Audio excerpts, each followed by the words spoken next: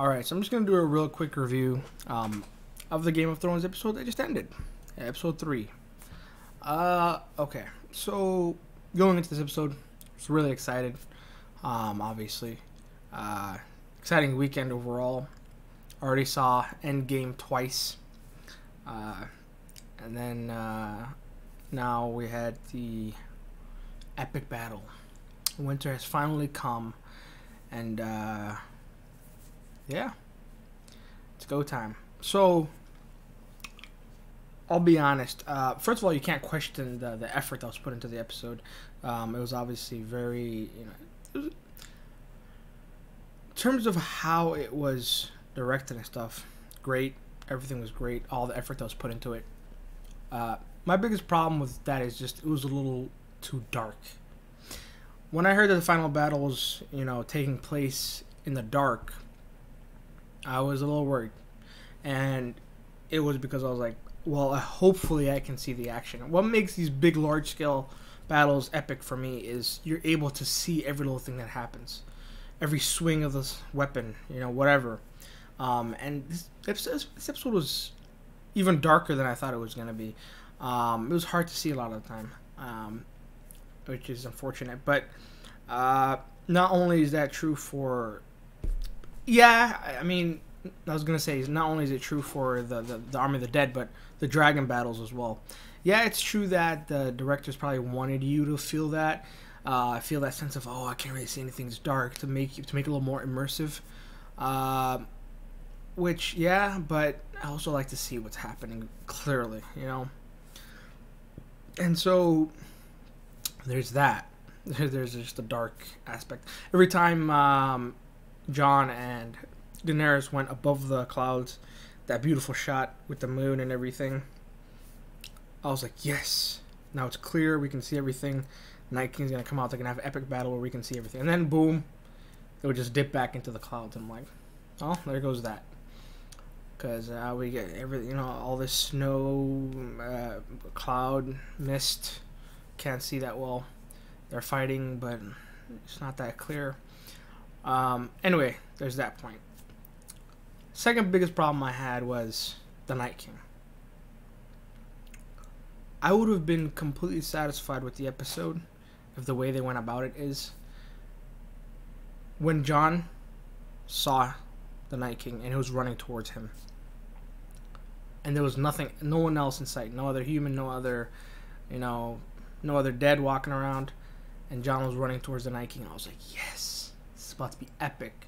Finally gonna get what I hoped we were gonna get, which is a good, decent one-on-one. And I'm glad it was Jon, because, I can't think of anyone else better to have a good one-on-one with him real quick. It doesn't have to beat him, just let's have a good one-on-one. He's running towards him, I'm like, yeah, and then... Like, come on.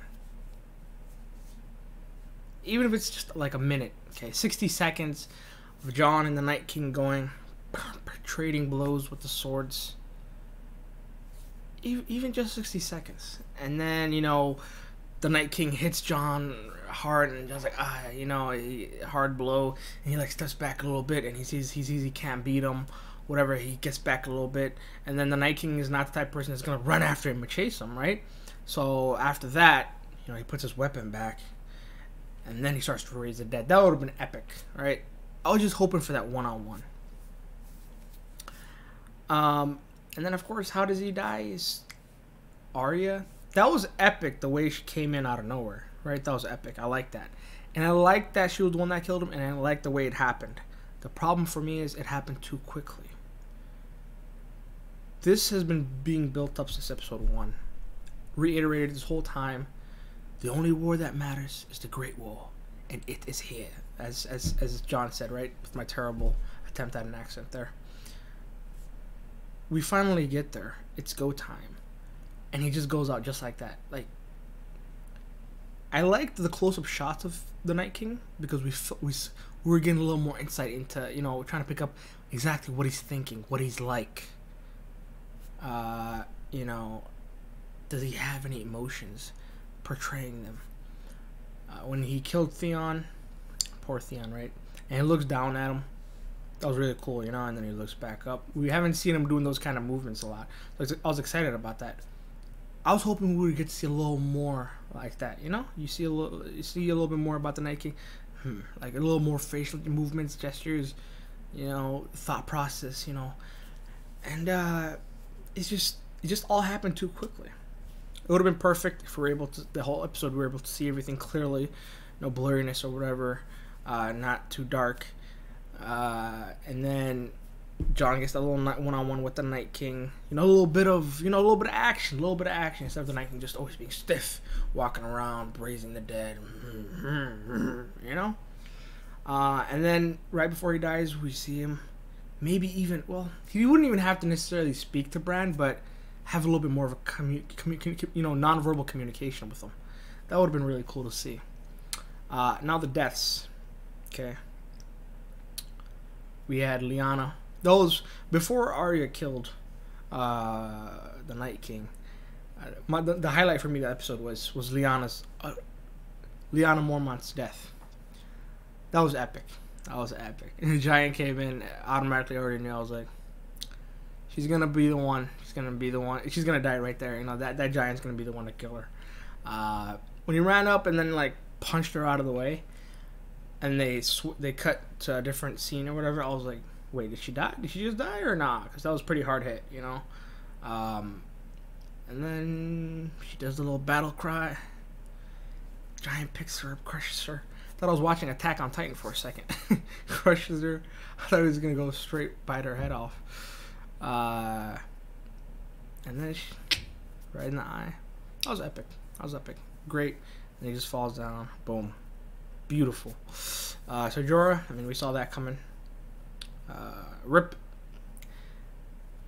Sad. Never got what he wanted. Just stood there and watched on as other men got what he wanted. You know, but R.I.P. Loyal man. Let's see. The brother of the Night's Watch, I forgot what his name was, but he was like the first one to die. So that guy, and then Beric Dondarrion sacrificed himself for Arya. Okay, that's a wrap on that. That's a good death.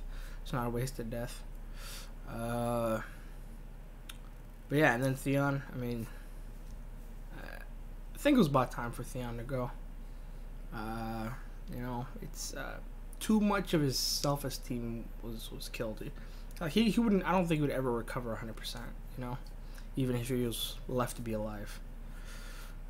So you know, he died honorably. So it's a fitting death, I think. But yeah, I mean, that was the biggest thing for me in the episode is I wish it was a little more clear. And then I wish the Night King didn't die so quickly, well, so easily. Even though it was a great move, the way he died, I think was great. Arya being the one to kill him, I think was great. I just wish leading up to that there was more of him. We saw a little more insight into who he is. Good one-on-one fight. I wish we got that. I think the episode would have been perfect. So anyway, that's my thought on that. Those are my two biggest issues with it. But other than that, solid. A little disappointed, but hey. That's the Great War. Winter has come, and now it is gone. On to Cersei we go. That's a wrap on that. So, thanks for watching.